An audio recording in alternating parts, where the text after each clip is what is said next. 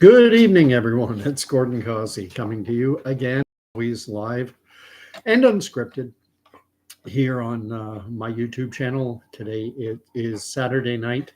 It is the 19th of October. It's right now 9. Sorry, I'm used to starting around 10. 9:48 p.m. I'm 3 minutes late. Danny, always here, always ready. No, Candy was not chasing rabbits. She came right when I called her. She was outside. Danny remarked, starting to hear the Jeopardy theme. No, I can't whistle right now. Shake a paw. Lay down. Speak. A big bark tonight. So that's my standard preamble, is giving Candy her treat. I got a bit of a glow coming back from the curtain, not fully closed there. Took care of that.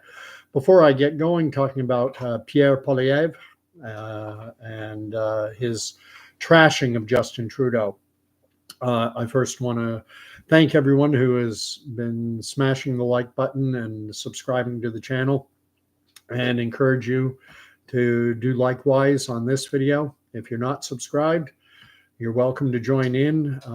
Quite often my views fall into the category of what our Canada's current Prime Minister, soon to be former Prime Minister, Justin Trudeau, would say that my views are often unacceptable.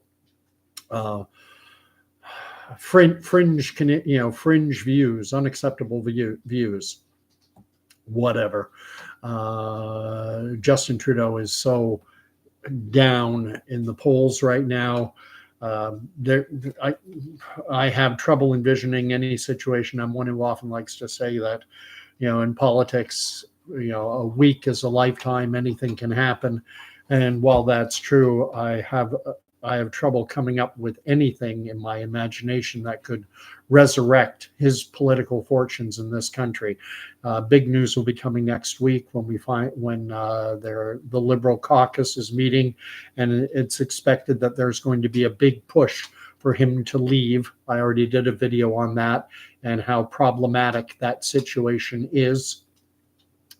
In any case, the Liberals are toast. But getting on to Poilievre, and one of the reasons why I think the Conservatives are garnering so much support, a lot of it is distaste. It's not so much a vote for Poilievre as it's a vote against Justin Trudeau. And this, it's been said by people far smarter than myself that Canadians, that we don't elect governments so much as we throw governments out. Once we get tired of a specific politician, we kick them to the curb. Canadians did not elect Justin Trudeau. It's just that Canadians were tired of Stephen Harper, the former Prime Minister before Justin Trudeau.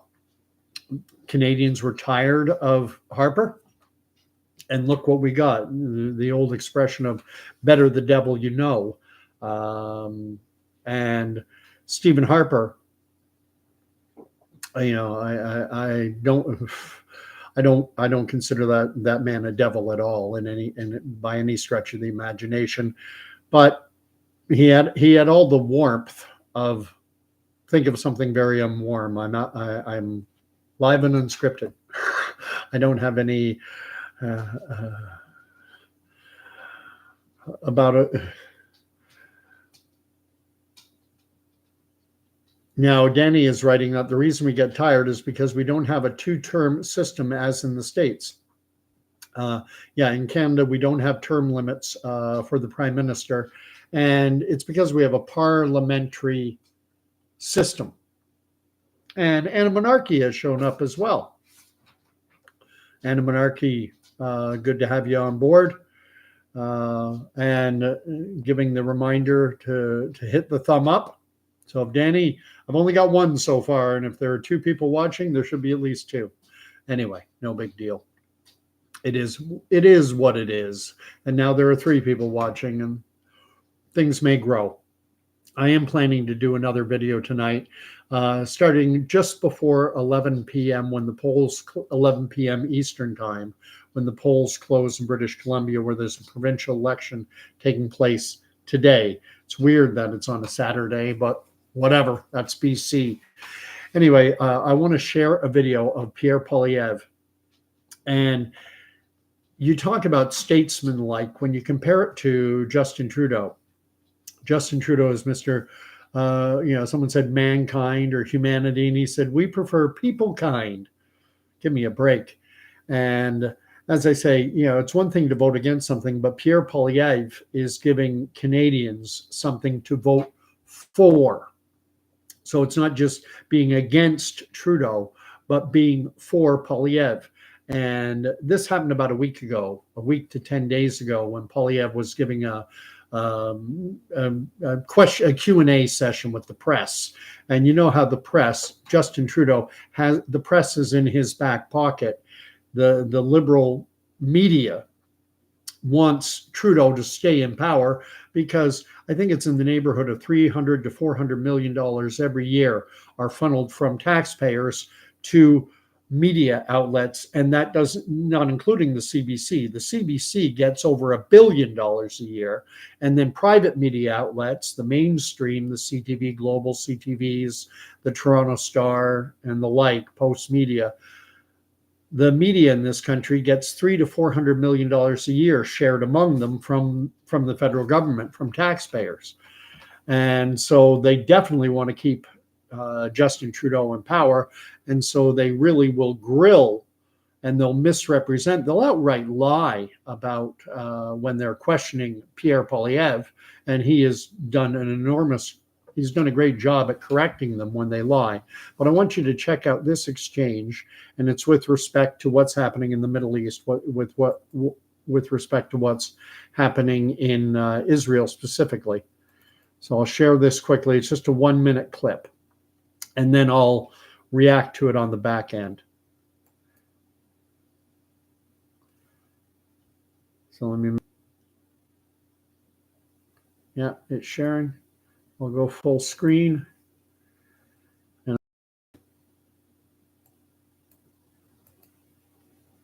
Yesterday you said that you endorse Israel proactively defending itself by hitting Iran's nuclear sites, which is something that President Joe Biden does not endorse. Do you not feel like this could lead to a likelihood of an all-out conventional war between Iran and Israel? And do you not agree with Joe Biden and his assessment? I think the idea of allowing a genocidal, theocratic, unstable dictatorship that is desperate to avoid being overthrown by its own people to develop nuclear weapons is about the most dangerous and irresponsible thing that the world could ever allow. And if Israel were to stop that genocidal, theocratic, unstable government from acquiring nuclear weapons, it would be a gift by the Jewish state to humanity. So that's the video. And I, for one, bravo Pierre Poilievre. Now, some might look on this and say, is Pierre Poilievre taking a political risk by being so vociferous and statesmanlike and strongly supporting Israel, given the fact that there are, and I'm not blind to it myself, even though anyone who's been on this channel any length of time will know that I am absolutely 100% strongly supportive of Israel. I'm not blind to the fact that there are a lot of Canadians, especially younger Canadians, especially university students, who are all in their support of the Iranian cause to wipe Israel off the map. And because, I don't want to misrepresent that point of view, those of this mindset believe that Israel, quote unquote, stole the land from the Palestinian people. And I've done countless videos on the historical inaccuracies that so many people have bought into. But it's simple. It's simple. It's a very simple thing. Even a 6-year-old can understand it. Grade school. Israel stole the land from the Palestinians, so Israel should give the land back. And if they won't give the land back, well, then they should be punished for it. That's the rhetoric. That's the line. And Pierre Poilievre cut through all that, and he got right to the crux of the matter. He referred to the nation state of Iran. He used 3 descriptive terms. Number 1, he called them genocidal. We hear the term genocide all the time, and you hear individuals saying that the world, we have to step in, we have to stop the quote unquote genocide taking place in Gaza, which I disagree with wholeheartedly. It is not a genocide. It doesn't come anywhere close to meeting the the bar. But is Iran a genocidal regime? And it absolutely is. They, in terms of the Jewish nation state, they want to kill and or drive out all the Jewish Israelis from their land. And I imagine Iran would want to take it over, would want to run it as their little mandated area. I mean, it's gone from being an Ottoman holding to a British holding. Well, they would want it to be an Iranian holding. And, I've gone over the history many times. The Ottomans, the Egyptians, the Greeks, the Romans, the Christian Crusaders. Israel has seldom had rule over its own land.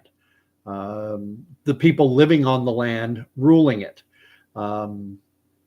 You would have to go all the way back to just before Christ, during the Maccabean revolt, when there was a period of 60, 70 years before the Romans came in, when the Jewish people revolted against Seleucid, I think it's Seleucid, Greek rule, and managed to establish autonomous rule over their land. But then the Roman Empire rolled in and they ruled the land. But Iran, in terms of its rhetoric, in terms of its stated objectives, is absolutely 100% genocidal when it comes to the nation state of Israel and the Jewish Israelis. Wants them all dead or driven out. He called it a theocracy, theocratic, meaning it's ruled by a religious group. It's not a secular government in Iran. They do have what I will call a nominal democracy. However, the elected individuals are subordinate to, they have to get approval from the Ayatollahs, from these Islamic clerics, these Shia and Islamic clerics. And so he's absolutely 100% in referring to it as a theocracy. The third point he makes is he says it is unstable. And testament to the fact that it is unstable is the fact that Iranian citizens themselves are protesting against their own government because of this theocratic rule that requires, for example, women are not allowed to leave the house unless escorted by a male family member, and likewise they have to have their face covered. And so they're having a trouble keeping control over their own population. Their own population is rebelling against them. I'm not going to say it's 100%. I'm sure there are some fundamentalist, extremist Islamic citizens who appreciate what the Ayatollahs are doing, who are misogynistic in orientation and like seeing women under the thumb of men. But there's a sizable number of Iranians who would like to see a more liberalized form, and I mean that liberal in the big L, classic liberal sense, a more liberal form of genuine democracy, not this theocracy. And it's no secret that Iran has been pursuing a nuclear program, and it wants to join the nuclear club. What would happen if the nation state of Iran acquired nuclear capability? What would happen if they did? Would they do with nuclear weapons what Hamas did on October 7th? When Hamas, in just one day, murdered 1,200 Israeli citizens and took 250 or thereabouts hostages, including women and children, including babies, hostage. War crime, war crime, war crime. October 7th was a war crime. And how do you fight against an ideology that will engage in war crimes in pursuit of its ends? And Hamas has a covenant called the Covenant of Hamas. And their stated objective is to occupy and take back, take control.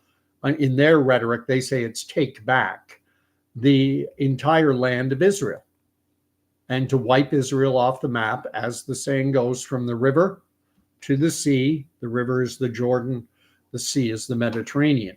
It's amazing. So the Pew researcher, someone did a study of American university students and asking them, those who support the so-called Palestinian cause and the creation of a nation state of Palestine, they asked these kids, what is, when you say from the river to the sea, what's the river? What is the sea? And a large percentage of them, I'm not going to quote exact numbers because I don't remember, but it was high. It was well over 50%, did not know what the river referred to or the sea. Some thought the river was the Tigris or the Euphrates, and some thought the sea was the Atlantic Ocean.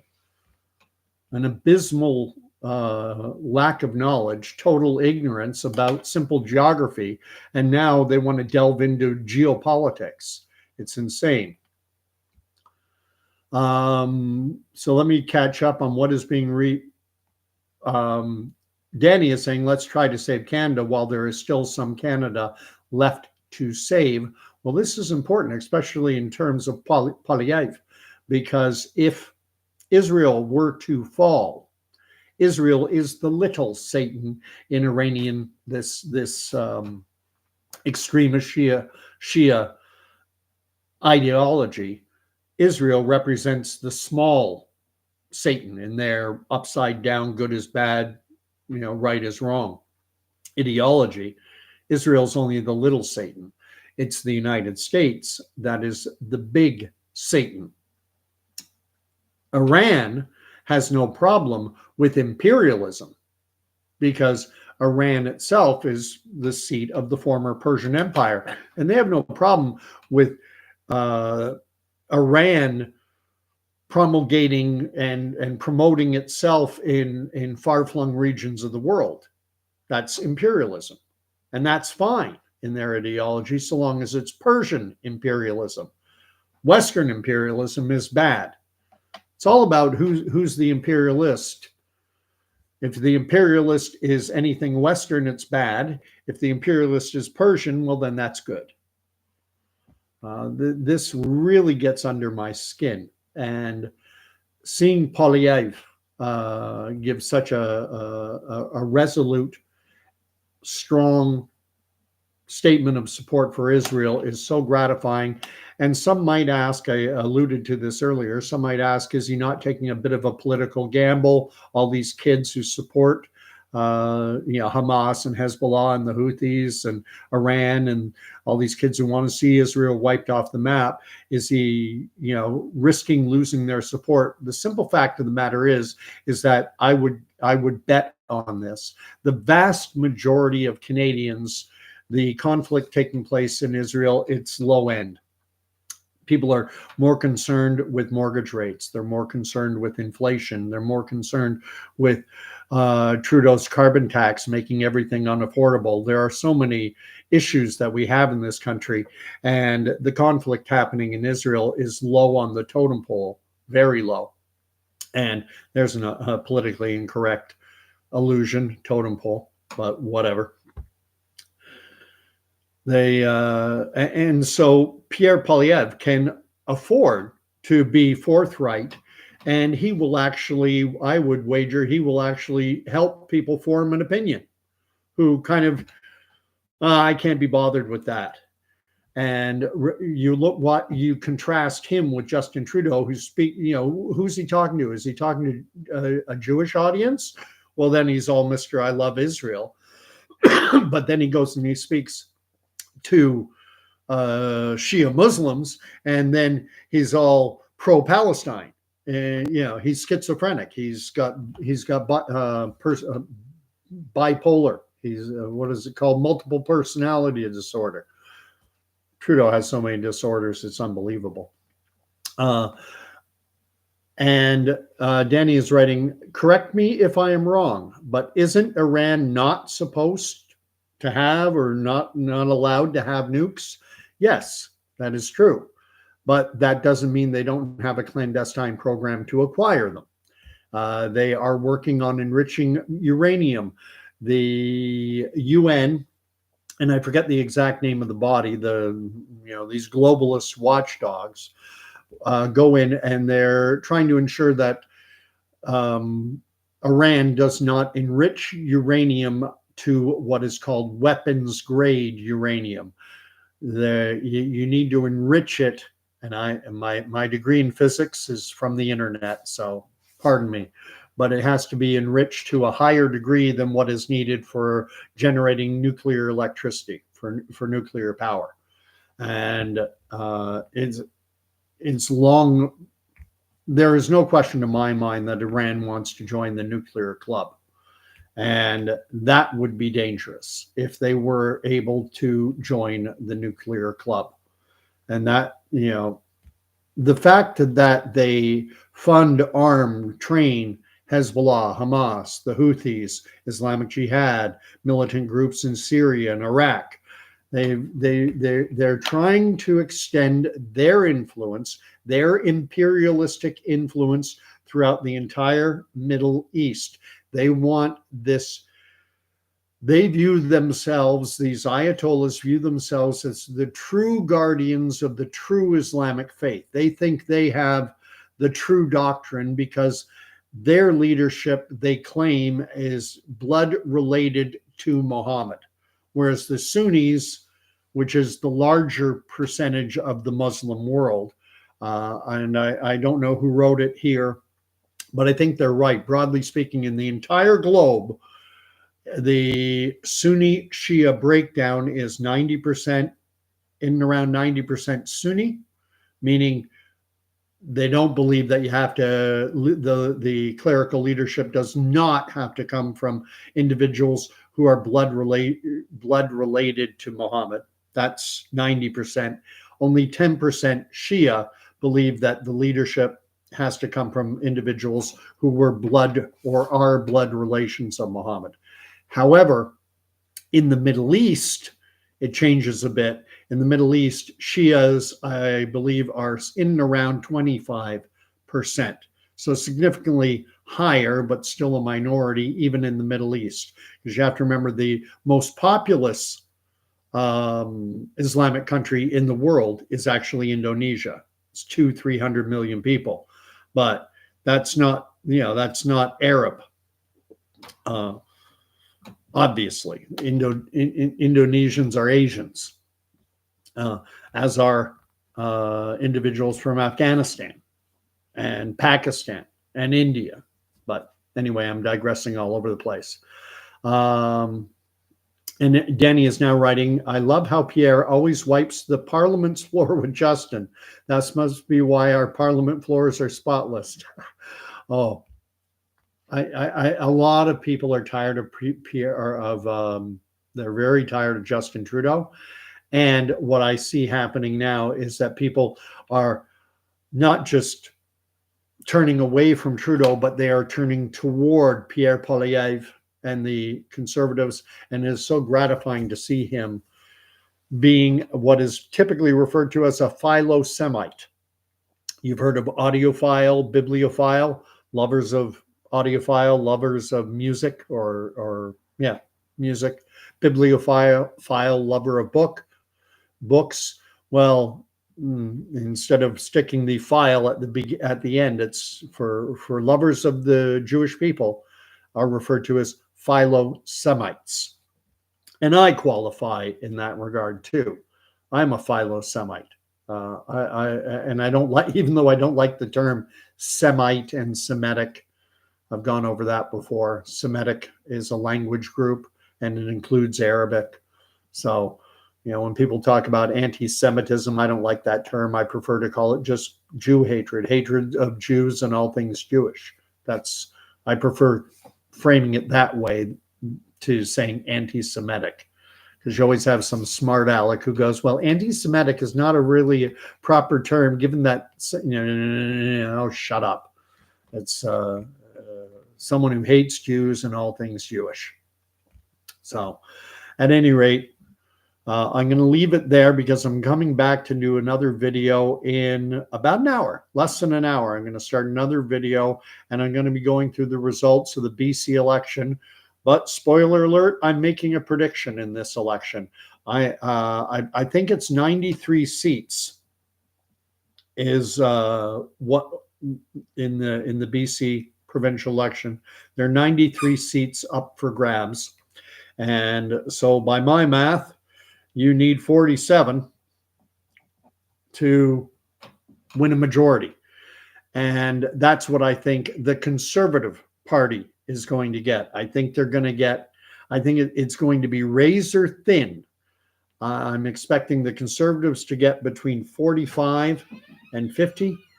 And for the NDP, that they'll get between 40 and 45. And I expect the Green Party to get 2 and maybe 3. And I'll explain that, the rationale for why my thinking is. The polling right now is indicating that the NDP is leading in the polls 4 or 5 points over, the NDP is leading by 4 or 5 points. And when you go to 338.com, it's actually based on the polling numbers predicting that the NDP will win 50 seats, which would put them in a majority situation. 50 out of 93, they'd have a majority. EB would have a majority government. But I'm predicting right now, we'll see if I'm right.